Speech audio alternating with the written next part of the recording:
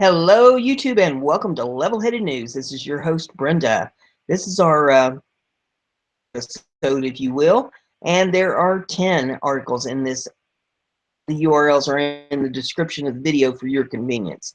The first one I have here is off of American Military News, and it says, Secret Service laptop stolen, our floor plan and info on Clinton scandal. On Friday, law enforcement multiple news agencies that a laptop containing floor plans for Trump Tower, information, Clinton investigation, and other national security information was stolen from a Secret Service agent's car. ABC News, CBS News, the New York Daily News, and more stated that police sources confirmed that the incident happened on Thursday morning. Items stolen with the laptop were coins and a black bag that had the Secret Service insignia on it.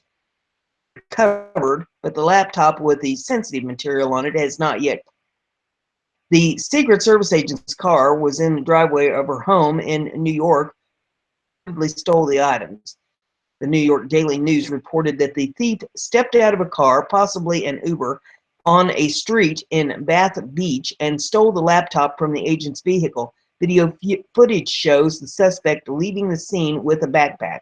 The agents also told investigators that while nothing about the White House is stored in the laptop, the information on there could compromise national security, the New York Daily News reported. The suspect also took sensitive documents, agent's access key card. News reported that sources told them that the laptop also contained some important documents pertaining to Pope Francis.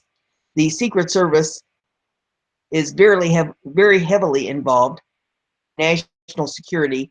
There's very little we have on our side, source told New York Daily News.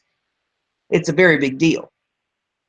There's data on there that is highly sensitive, they added. They're scrambling like mad. ABC News reported that the computer is encrypted and authorities are able to wipe the hard drive remotely if needed.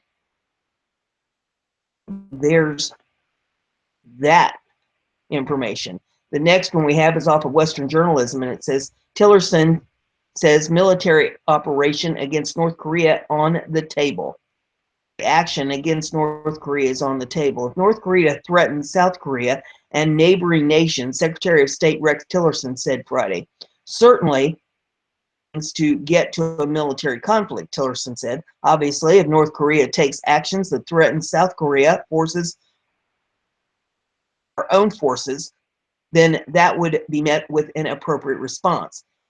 If they elevate the threat of their weapon program to a level that we believe that requires action, that option is on the table, he added. And Fox News put out a tweet that says, nuclear option, Tillerson issues ultimate warning. The article continues. It says, in a later interview with Fox News, Tillerson said that increasing the number, or yes, try it again.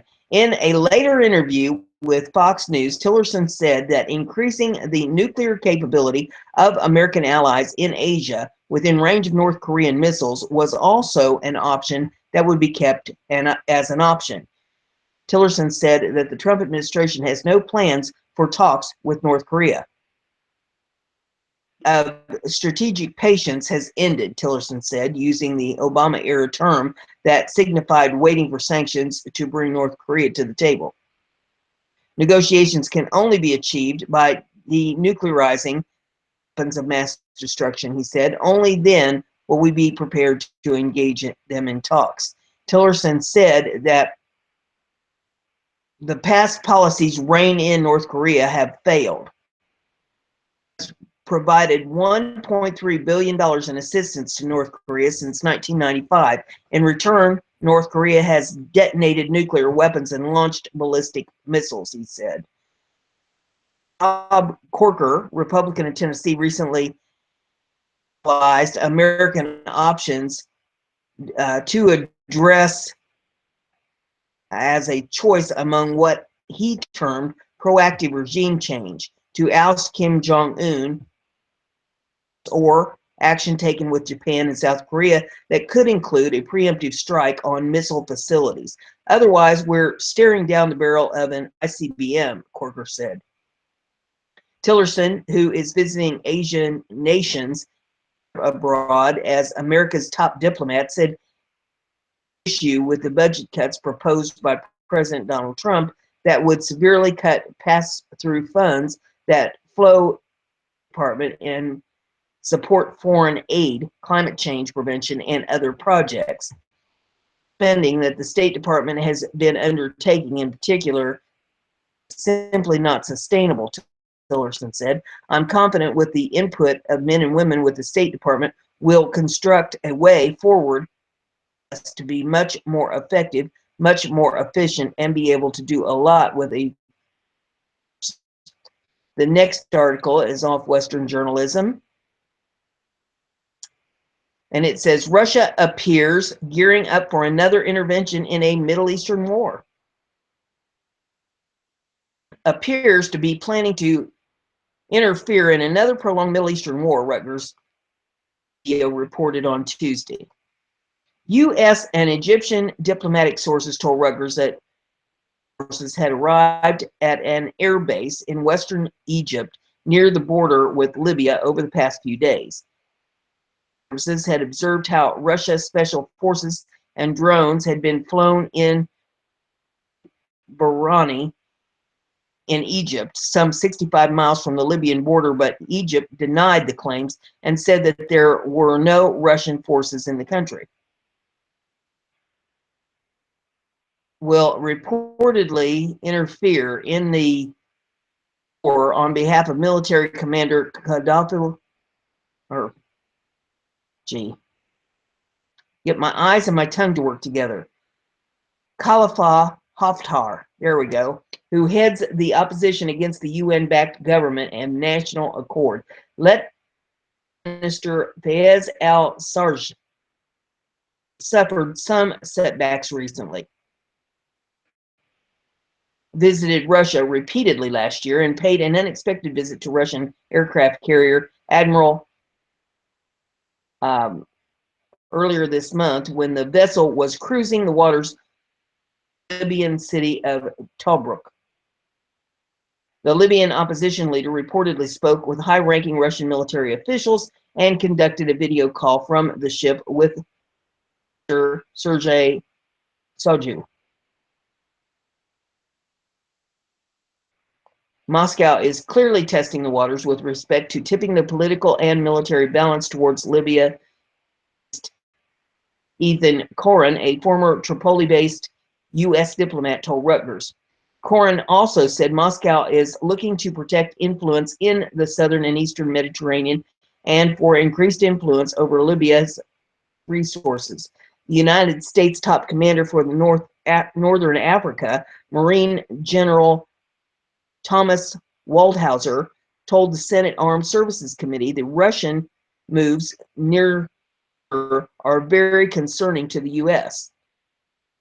Senator Lindsey Graham, Republican of South Carolina, asked Waldhauser what he thought about the apparent deployment of Russian forces in Libya.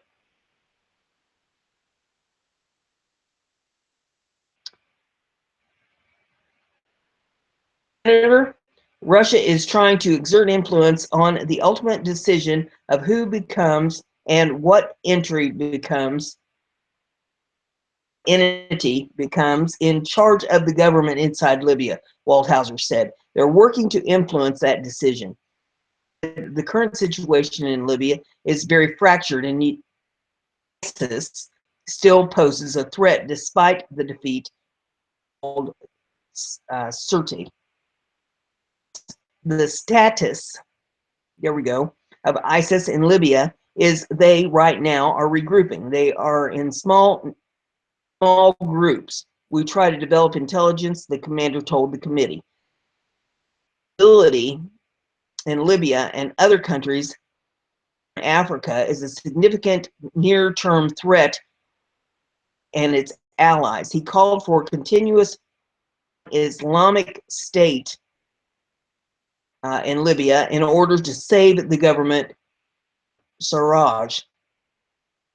Russian presence in the front lines of the Libyan civil war is not a new phenomenon, but the deployment of forces of the Russian army would be a game changer on the scale of Putin's intervention in Syria in September of 2015, when the Russians saved the regime of Bashar al-Assad.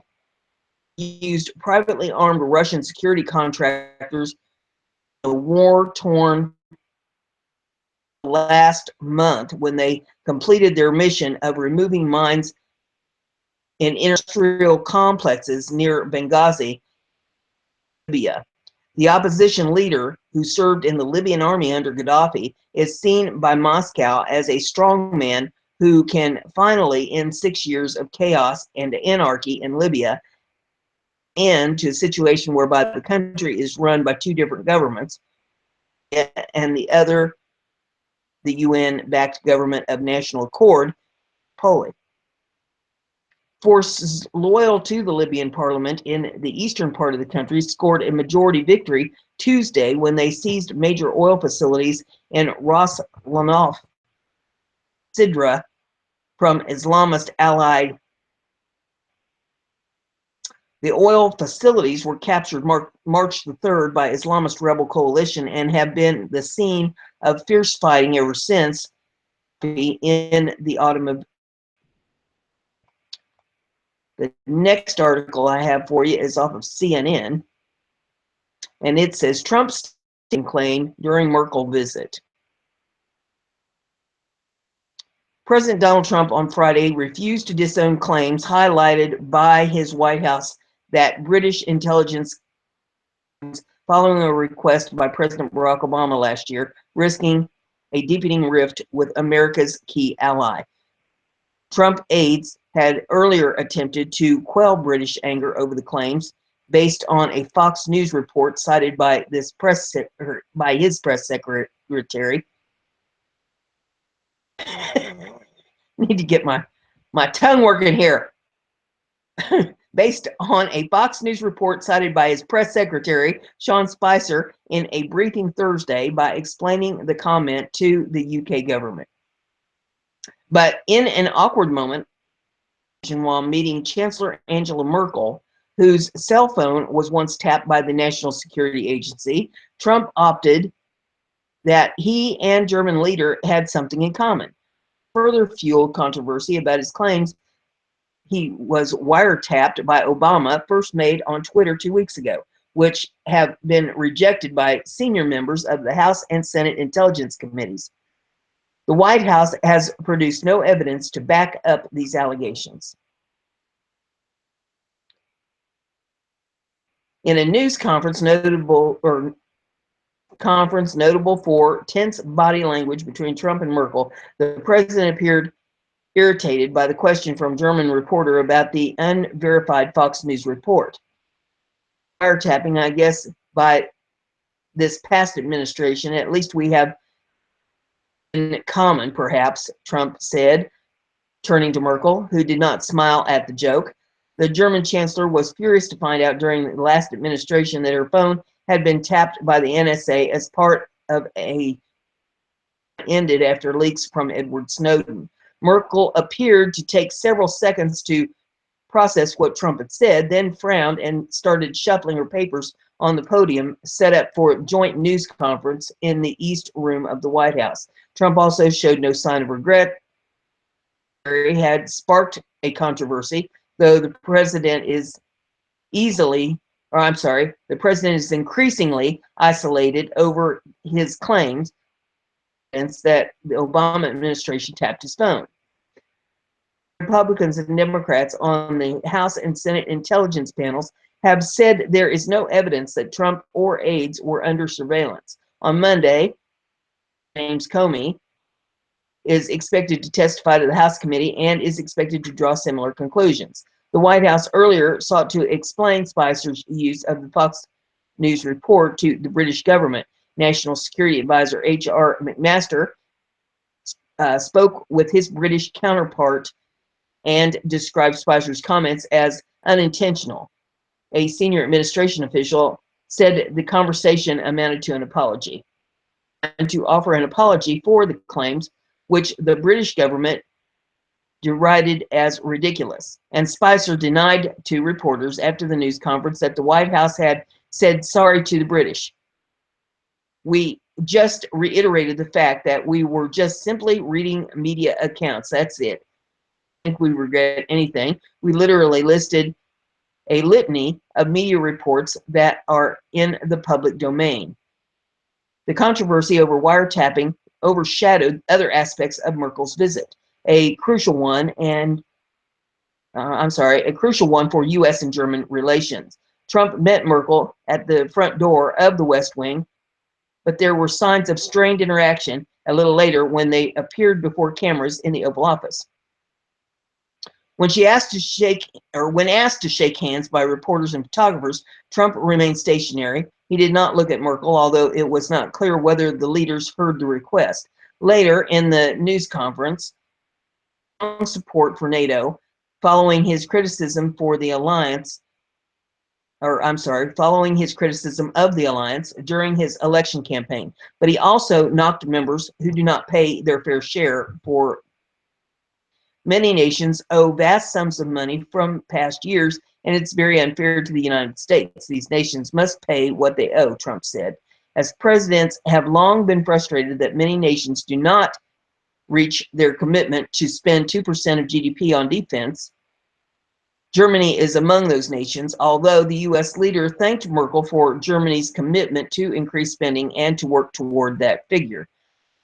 Trump also said that the U.S. would respect historic institutions in what may have been a reference to European Union, which has always been seen as a bulwark of Western security, but about which senior figures in Trump's government have expressed skepticism. He also said that the U.S. would recognize the right of free people to manage their own destiny, an apparent reference to the British vote in a referendum to leave the European Union last year, which dismayed Merkel and drew an endorsement from Trump. The German leader made a point to say that her nation's success relied on European unity and European integration. I am deeply convinced, and I am not only saying this back home, I'm saying this here. I'm saying it in the United States, also here in Washington, in my talks with the president, she said. In her remarks, Merkel also referred to past tensions with Trump as she seeks to build a new relationship with the third U.S. president she has encountered as German chancellor. It's always much better to talk to one another than about one another, she said. Merkel also said that she was glad to hear Trump's support for NATO and said the president had committed to the Minsk process under a ceasefire in Ukraine and looked forward to an eventual solution to the crisis. Apart from the domestic political storms that are battering the White House, the news conference and Merkel's visit to the White House are coming at a crucial moment for the U.S.-German relations. The German chancellor is trying to forge a relationship with Trump despite suspicion over his political views. She congratulated President after his election win in a statement that also contained a defense of Western values amid concerns in Germany that his stance on issues like immigration run counter to the principles that the Western alliance.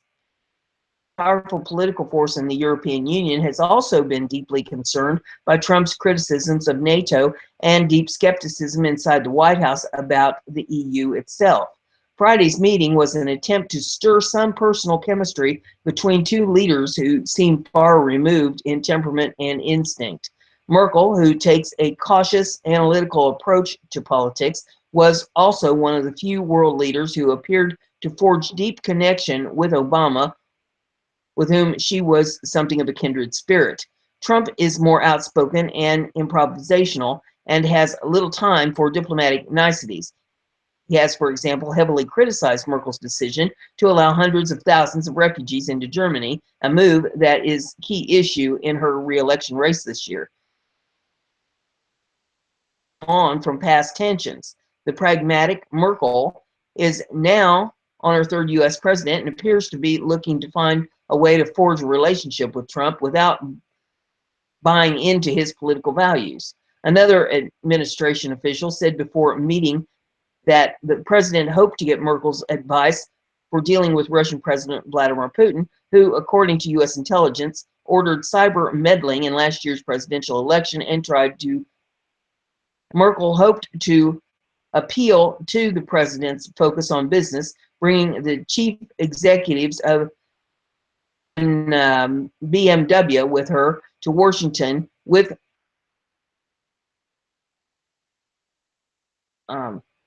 okay, to bring them with her to Washington. Okay, two companies employ thousands of American workers, a point Merkel hopes will come through when the pair get to discussing trade issues, including Germany's trade surplus, which has rankled the Trump camp.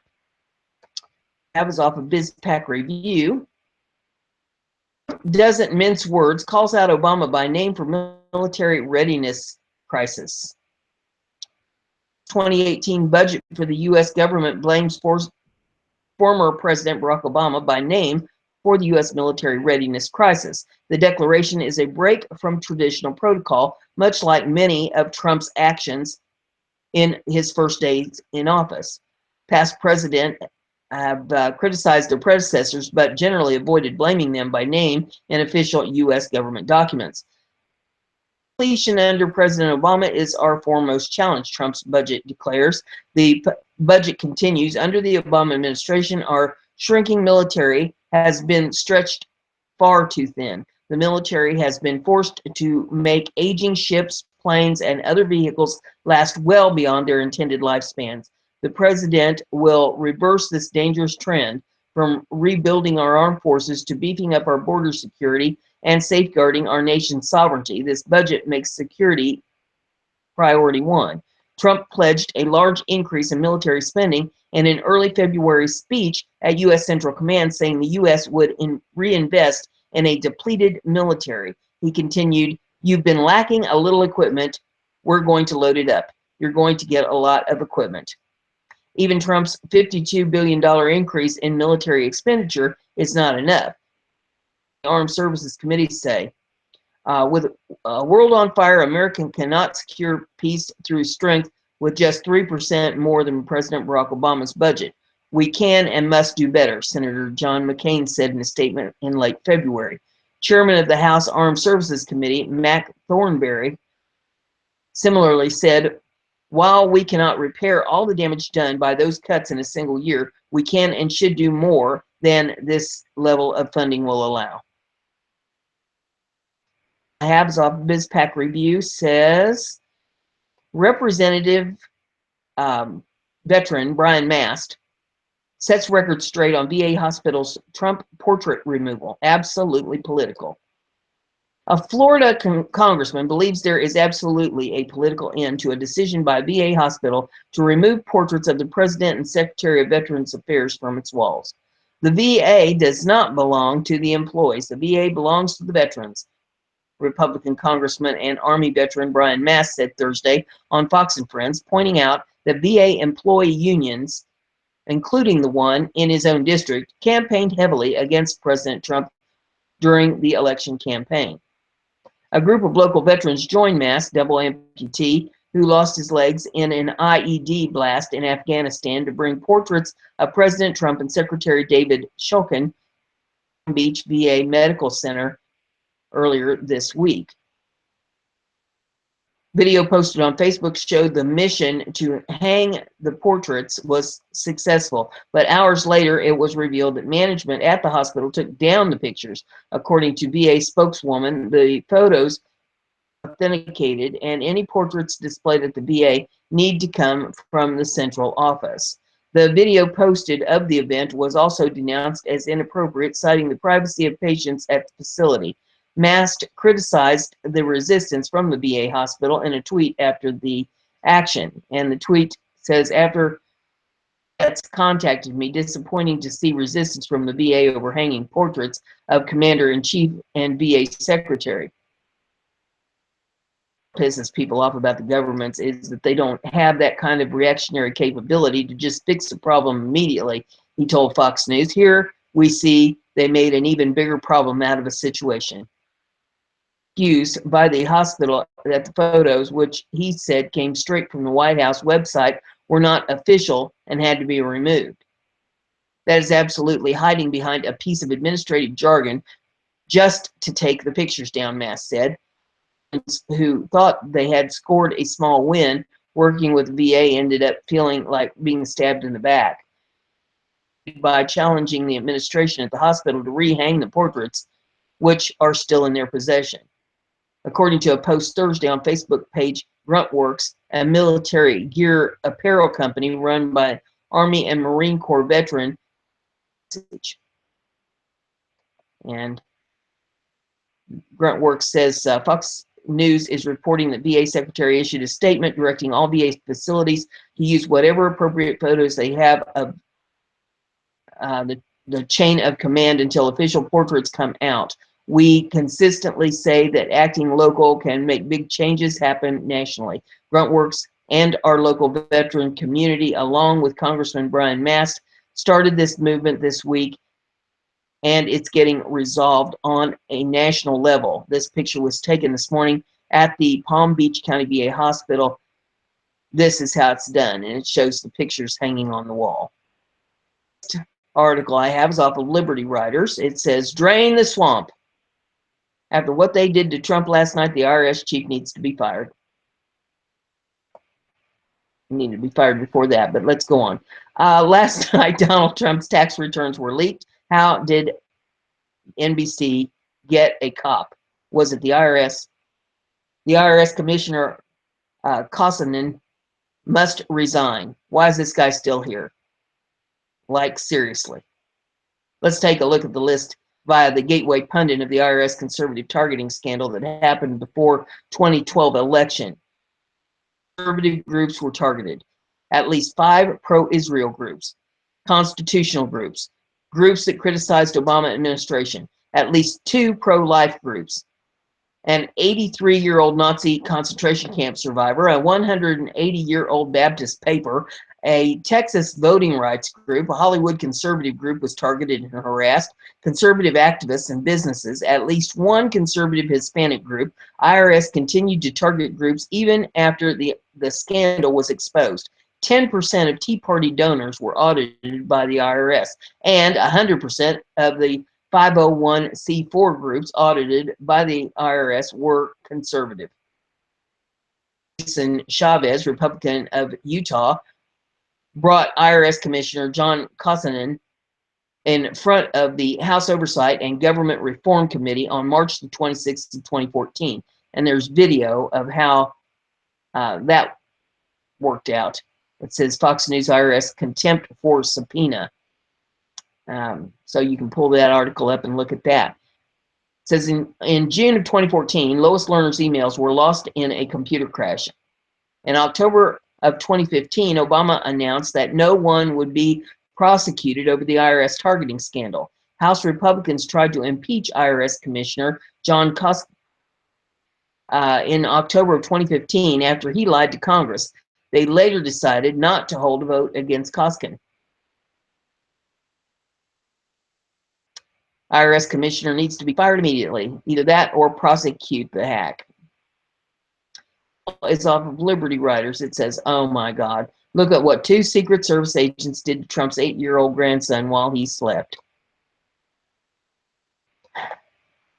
This is seriously disturbing. 2 Secret Service agents hired during the Obama presidency are now under investigation for participating in disturbing behavior with Trump's 8-year-old grandson. The 2 Secret Service officers allegedly took selfies with the young boy while he was asleep in the car. Pictures were also taken of the child alone while he was unconscious and aware of what was happening.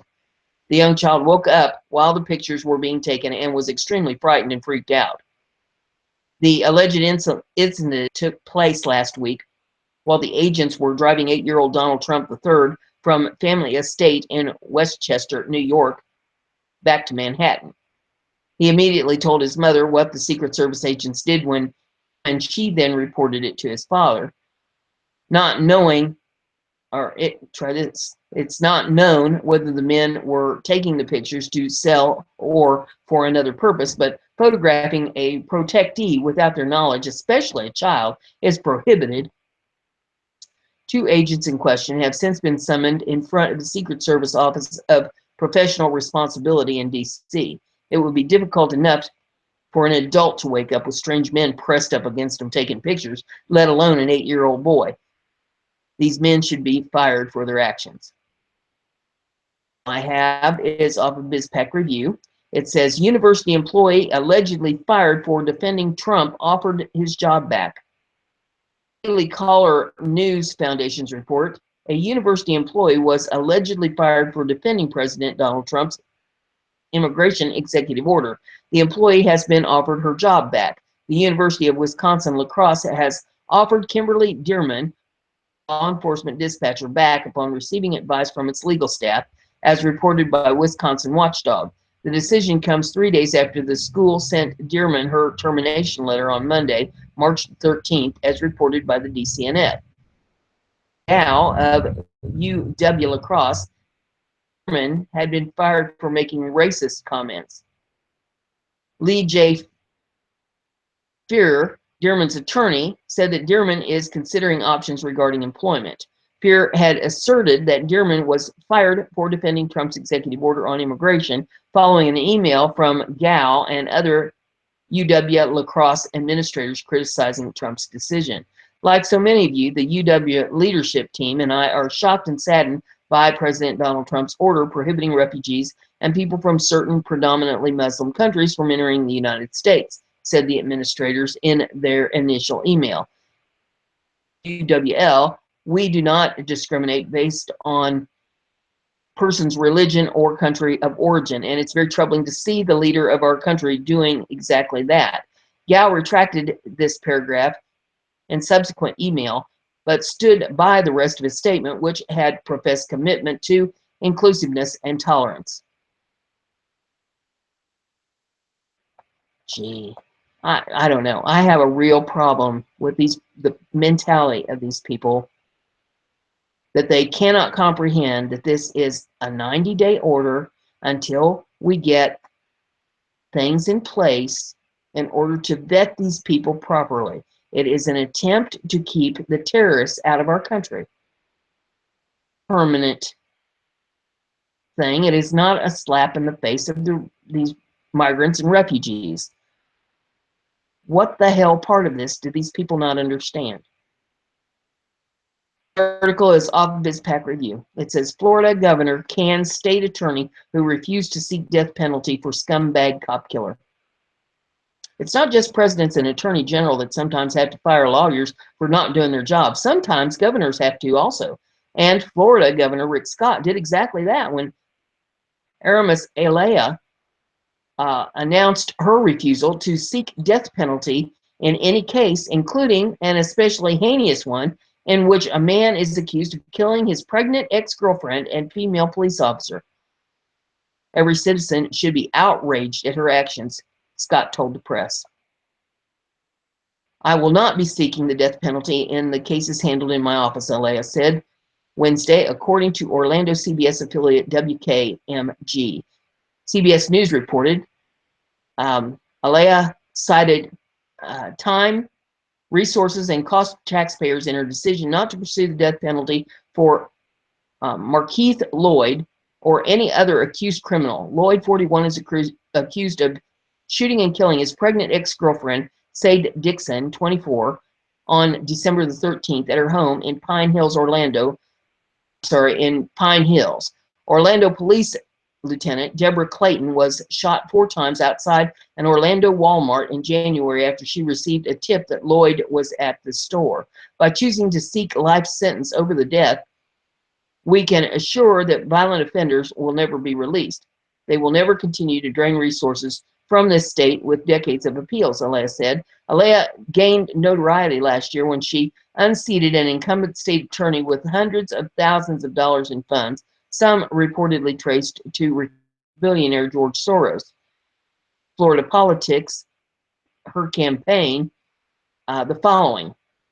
A political action committee associated with George Soros has spent hundreds of thousands of dollars on televised commercials and other advertising to get Aramis Alea, elected state attorney in Orlando-based 9th District Circuit. Federal Communications Commission records show Safety and Justice has purchased at least has purchased at least 152,745 TV commercials on WESH-TV, which is NBC Channel 2, and another 94,000 on WFTV, ABC Channel 9. Other paperwork has been filed at other Orlando TV stations to place commercials, including WKMG, CBS Channel 6, and WOLF 35.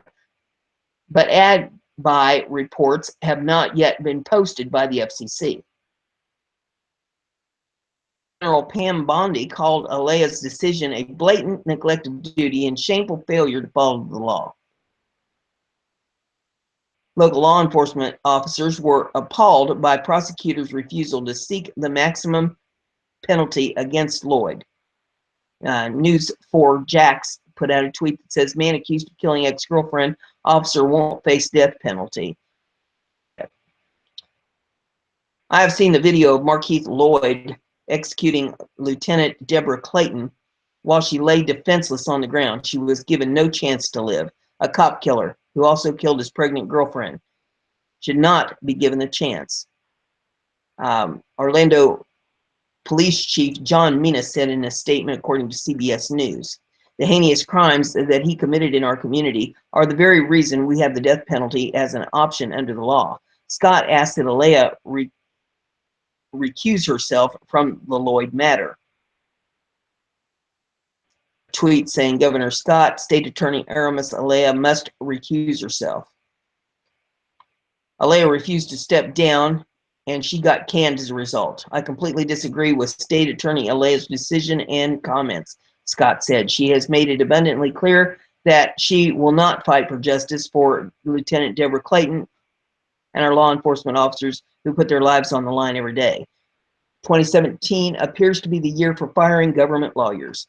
Before Jeff Sessions was confirmed as President Donald Trump's Attorney General, Trump had to fire the acting Attorney General for refusing to defend his executive order on refugees. Later, it was Sessions' turn. He canned 46 Obama-appointed U.S. attorneys. In Alea's case, hundreds of thousands of dollars in campaign funds, some reportedly from Soros, went right down the drain along with her position. The employment line is getting longer for the lawyers these days.